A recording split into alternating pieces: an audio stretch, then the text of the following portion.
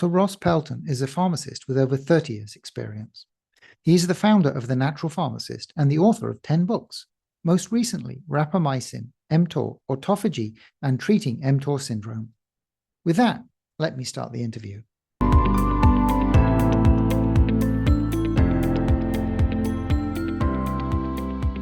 Hello, Dr. Pelton. You are the author of the book Rapamycin, mTOR, autophagy, and Treating mTOR Syndrome, for which you recently released an updated version. So thank you for joining us today. It's great to have you on. Nice to be here. Appreciate the invitation, Richard. Thank you, Dr. Pelton. I think it's a very timely book because rapamycin is the most consistent life extension supplement that we have, or drug. But because of its history and its use in other clinical applications, there are concerns and perhaps lack of information around it. Yeah. So it's great that we can get, like the book provides an in-depth introduction, and we can kind of touch on some of the key themes today. Is going to be good. So perhaps starting at the beginning, could you provide some kind of history on rapamycin and kind of at a high level, Sure. what function, how does it function? Sure. When I do this explanation, I'll explain why there's some controversy about it. The drug was first, when it was discovered, it was being researched as a new antifungal drug. And during the early research, they discovered that it suppresses the immune system. So all that research came to a screeching halt.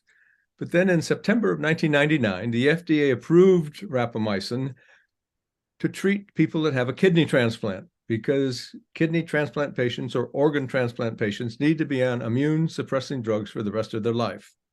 And so that was the first FDA approval for rapamycin, and the generic name is sirolimus. And then in the early 2000s, it got FDA approval to treat several different types of solid tumor cancers. And when samples of rapamycin were sent to the National Cancer Institute, they went crazy over it because they discovered that it is the first example of a new type of chemotherapy drug. Most cancer chemotherapy drugs are what we call cytotoxic. They kill rapidly dividing cells like the tumor cell, but all of the side effects are due to killing rapidly dividing cells in the body, like your bone marrow and the gut microbiome and so forth, and your intestinal tract. But rapamycin is not cytotoxic. It is cytostatic. It stops the cancer growth, but it doesn't have all the killing side effects. So National Cancer Institute put it on a fast track and has got 2 FDA approvals for different types of solid tumor cancers. But here comes the problem. Most doctors are not willing to write a prescription for a life extension enthusiast for a drug that's chemotherapy or for organ transplant patients. So the confusion is that most doctors, first of all, don't know about rapamycin. And most doctors that do know about it only know about it as a chemotherapy drug or for organ transplant patients. So that they're not familiar with the dosage regime that provides the health benefits and the life extension benefits. And that all started to unfold with a very unique experiment that was conducted by a physician, Dr. Joan Manick, who was working at one of the big multinational drug companies, and she had the enviable position when they hired her on. They said, you can research anything you want to research. And Dr. Manick was interested in the aging process, and she got interested in rapamycin, so she devised a human clinical trial with elderly people, 65 years old and older, and she divided them into 4 groups. There was a placebo group, and a rapamycin group taking 0.5 milligrams daily, another one taking 5 milligrams once a week. Another group, I think, was taking 20 milligrams once a week. And then after being on the drugs for a certain period of time, she subjected all of the participants to the seasonal flu vaccine. And then she measured how their immune system responded to that challenge. And the sweet spot was 5 milligrams once a week. The elderly people taking rapamycin 5 milligrams once a week had about a 20% increase in the functionality of their immune system. And for elderly people, getting a 20% boost in your immune system is really a pretty substantial health benefit. So that was the first clinical trial that has been conducted with rapamycin in humans. There's a lot of studies that have been conducted in animal models, mice and rats and various worms and so forth, Drosophila, fruit flies. And in every type of animal model, rapamycin dramatically slows down the onset of age-related diseases and results in not just life extension, but also increasing in health span. So you're slowing down the aging process. And I think this is really exciting. What we've started to understand is 25 years of research trying to figure out how and why rapamycin works has really brought to the surface the other two terms in the title of my book, mTOR and autophagy. And I think this is one of the most important health discoveries of all time. It's really affecting the life of every single person alive on this planet. And it has to do not with so much how much you eat or the quality of food you eat, it has to do with the timing of food that you eat. And so let me explain a little bit about these two terms and why they're important and how they function. mTOR is an enzyme inside every cell in your body that senses when nutrients are available. And when nutrients are available, mTOR sends signals out to the cell that says, use these nutrients to build and grow, make new proteins, make new enzymes, make new cellular components. The other side of the coin is autophagy, and autophagy gets activated when no nutrients are available to the cell. And I equate autophagy to sleep. Sleep is our resting phase, but there's a lot of activity going on during sleep, so it's not totally a resting phase. And so autophagy is similar. It's the resting phase of a cell when no nutrients are available, but there's a lot that goes on. During autophagy, the body and cells have the ability to identify old or dysfunctional cellular components and break them down and either reutilize the cellular components to build healthy new proteins and healthy new enzymes or detoxify things and get them out of the cell. So this autophagy function is a critical detoxification process for every cell in your body and is also the process that enables revitalization and renewal and rebuilding of your body. So we've got two functions here, mTOR and autophagy, and for hundreds of thousands of years, for 99.9% of human evolution, these two functions were in balance. And when I say in balance, I don't mean an equal time for both of them. And when we start to think of mTOR being a sensor of nutrients, for most of human evolution, people did not get up in the morning and go to the kitchen and open the refrigerator and start to make breakfast. And these days, people eat all the time compared to our ancestors. We've got breakfast, lunch, dinner, in between meal snacks and desserts and evening cocktails. And so compared to our ancestors, mTOR is always getting activated and autophagy is seldom getting activated. And so I think this imbalance is fundamental to the health problems of humanity. And does humanity have health problems? We have an epidemic of epidemics: heart disease, cancer, diabetes, metabolic syndrome, autism, obesity. I mean, these diseases are off the charts. And when you and I were kids, none of these conditions were of epidemic proportions.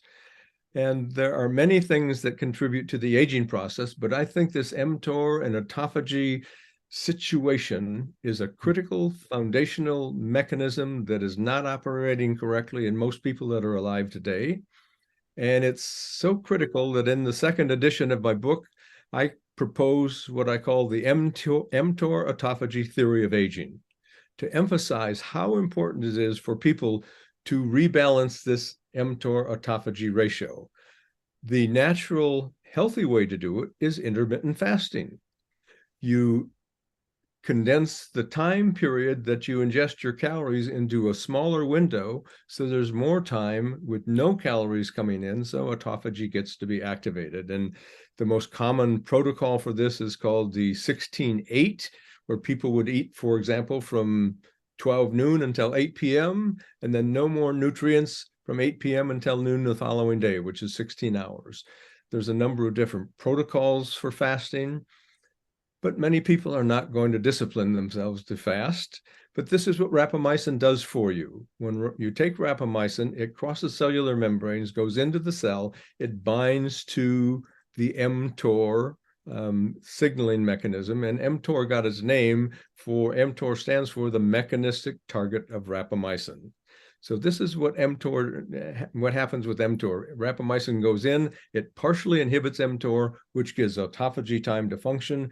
And when people start taking rapamycin, every single cell in their body will still start to function better. So over time, there's a lot of health benefits. And I emphasize to people that rapamycin is not a miracle cure for everything. It's not really a miracle cure for anything. But for example, if somebody has bone-on-bone arthritis, rapamycin is not going to do much for that. And you could have a weak artery that's about ready to rupture. Rapamycin is not going to do that much for that. But the common, what we call chronic degenerative diseases of aging, these are the things that will start to slow down in terms of their onset and extend your health span as well as your lifespan. What we call the age-related diseases are all responding in animal models, and there's a great deal of hope that humans will respond just as well. But I do emphasize this is the early beginnings of something that's very new. From the Joan Manick study, we know that 5 milligrams once a week is a pretty safe spot for most people to be at. But we don't know if 5 milligrams is the best dose for you or for me. Over time, we'll probably learn much more about the individualization of doses. And we don't know if once a week is better or maybe once every 10 days. We just don't have the answers to these things.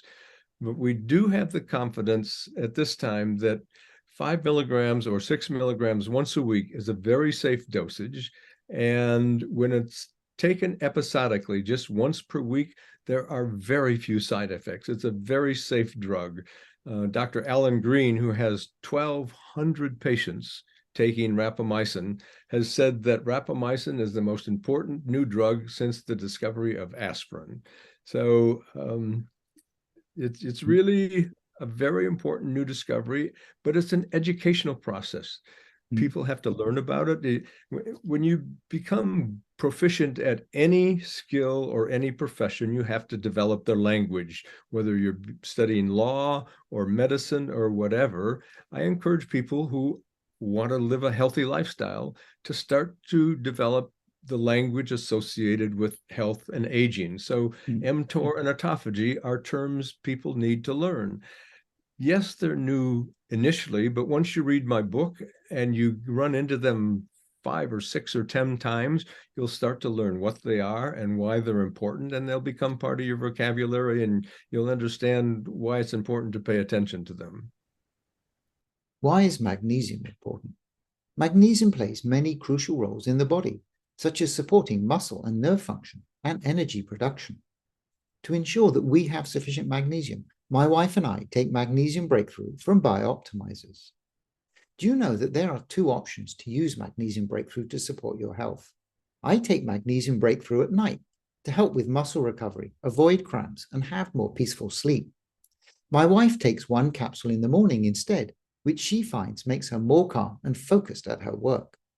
One of the important reasons we chose Magnesium Breakthrough is it has the full spectrum of 7 types of magnesium, and it's made with all natural ingredients, soy-free, gluten-free, lactose-free, non-GMO, free of chemicals and fillers.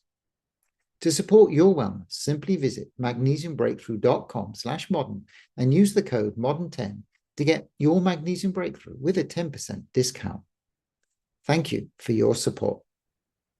A couple of kind of questions. Do you know who first saw that rapamycin extends lifespan, even in animal models? Because it's not an obvious thing.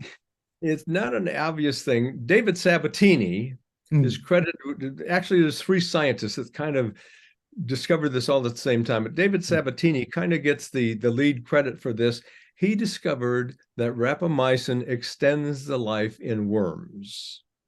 And actually, excuse me, I think it was actually yeast that he was discovering initially, studying.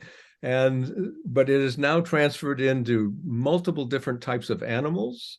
And there's the dog aging project up at the University of Washington, where they're trying to enroll 100,000 companion dogs, people's pets, because dogs age about 1/7 the rate of humans. I mean, a dog's life is 7 times shorter than a human's. So Matt Kaberlein up at the University of Wisconsin has started this dog aging process, hoping to learn a lot about the aging process, and dogs get the same diseases of aging that humans get. So there's a lot of studies going on, both in different types of animals, but more studies in humans are being funded and started to be designed. And in the next decade, we'll learn an enormous amount beyond what we know currently about rapamycin. Who can take rapamycin?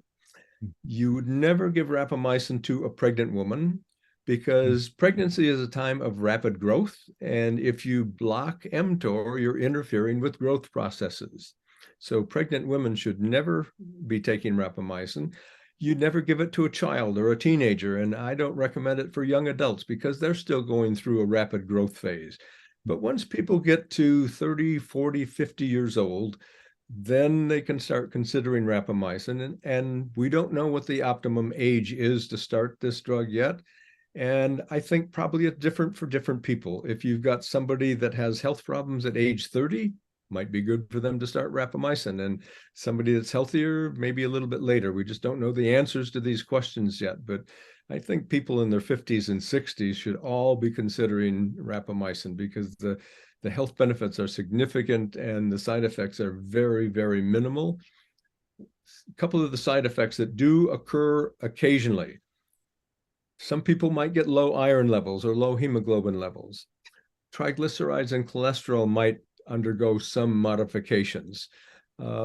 Some people, in fact, one of the most common things, some people will get an aphthous ulcer, a little mouth ulcer, kind of painful, but they usually go away in 3 to 4 days, and they don't occur in most people. So most of the side effects that can occur are very minimal, and they're easily manageable. But I encourage people to emphasize that this should not be taken daily. This is episodic use. 1 dose per week is where you get the maximum health benefits. And I'm also really encouraging people to do what's called the sirolimus blood test. And the drug name is rapamycin. The generic name is sirolimus, SIROLIMUS. And LabCorp has a sirolimus blood test available. You can go through the Life Extension Foundation and order the sirolimus blood test for $95. They have doctors on staff that authorize this. I then learned that the same lab test is available through LabCorp for $59 if your own physician writes the prescription. So I talked to my physician. She supports my use of this. She wrote a prescription for me that says standing order for the sirolimus blood test. So I can now, for a year, go on the LabCorp website and schedule a blood test for sirolimus whenever I want. And I'm currently trying several different manufacturers and testing my blood levels to ensure that they're getting good absorptions. And I took sirolimus rapamycin for a couple of years before I started doing the blood tests. And my initial blood test showed that my plasma levels were lower than I expected, around 2 nanograms per milliliter. So I have now upped my dose from 6 milligrams to 10 milligrams per week. And now my blood levels are up in the range of 5 to 7 nanograms per milliliter, which is the appropriate level to be at.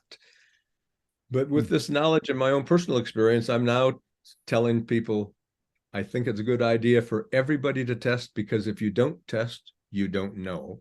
So I think that everybody should at least do the sirolimus blood test once or twice to make sure that the dose that they're taking is giving them the plasma levels that's appropriate.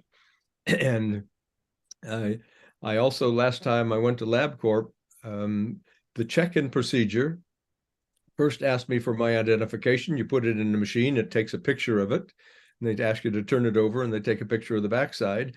Then it asked me to put in my insurance card. So I put in my Medicare card, and it took a picture of that.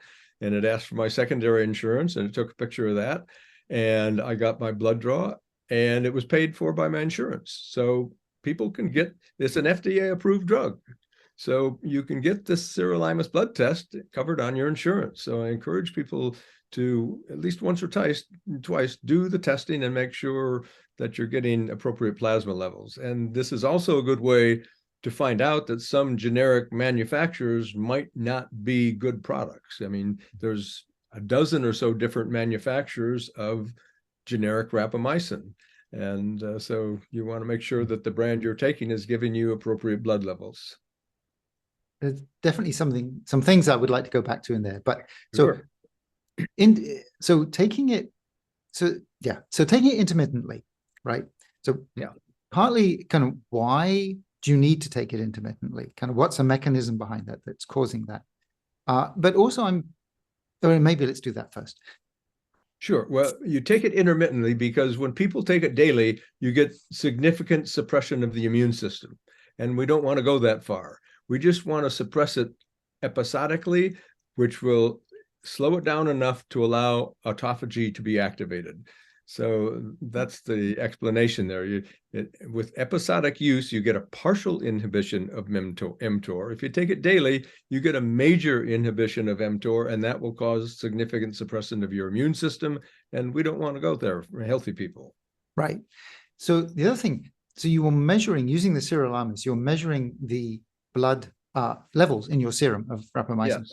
So I thought it would get cleared. And if you're only taking it like once a week, that it would get cleared. And so that like it would be there, suppress mTOR, and then it would go away for the rest of the week. But that's not what's happening. There is a peak, and then it starts to go down. But during the peak and the first phase, when the plasma level is relatively high, it's crossing cellular membranes and going inside the cells and inhibiting mTOR. Interesting. Okay. But then there is like a residual level always there. Yeah. Can you just say what would be a good target for that residual level? The residual level for example, at the end of after your 7-day dosage, yeah, down to about 0.5. It gets down very low right. At the end of your 7-day period. So this research or these numbers, like the 6 milligrams per week, comes from research by Dr. Manick, right? Correct. Is anyone researching the use of rapamycin in humans? Are there ongoing human trials to see? There's a couple of trials that are started. There's a Pearl trial, which I've written about in my book. Company called Aegis RX has gotten crowdfunding for this. It's the first crowdfunding aging study ever to be developed. And so this study is in process. They're signing up to people to be involved with this test. And Dr. Lamming at the University of Wisconsin has just initiated a new trial for people that are taking rapamycin. And I got an email about this. I responded. I went through and answered all the questions for signing up. And so I'll be in that clinical trial myself. So there are a couple of trials going on. But one thing I'd like to inform people about is the website rapamycin.news. This is an online public forum for rapamycin. And they occasionally talk about other anti-aging drugs also, but it is the best site in the world to get extensive information about rapamycin. And anybody can log on and ask a question. And there's an extensive, you can search different terms, for example, dosing and side effects or whatever. Rapamycin.news. I wrote about this in the second edition of my book so that people will be aware of it. Encourage anybody and everybody who's interested in rapamycin to log into rapamycin.news on a regular basis and check out the new questions and the threads of conversation on the forum. It's for people that are users, and many of the rapamycin scientists weigh in and offer comments. So it's just an enormous resource for information about rapamycin. We're aiming 6 milligrams per week, roughly. How do you know? I mean, if you're maybe a lady and you're lighter, or how do you know if you're having too much? What kind of metric could you look for? That's why I encourage everybody to do a lab panel before they get started. Mm-hmm. to check things like iron levels, hemoglobin levels, Mm-hmm. all your cholesterol markers and so forth. And then after you've been taking it for a couple of months, I think people should get a follow-up blood test. But the main thing to track and be aware of is, how do you feel? How's your energy level? Are you feeling tired or not? And because it can also influence insulin levels. And so if you have hyperinsulinemia and the low blood sugar, you could get tired and listless and so forth.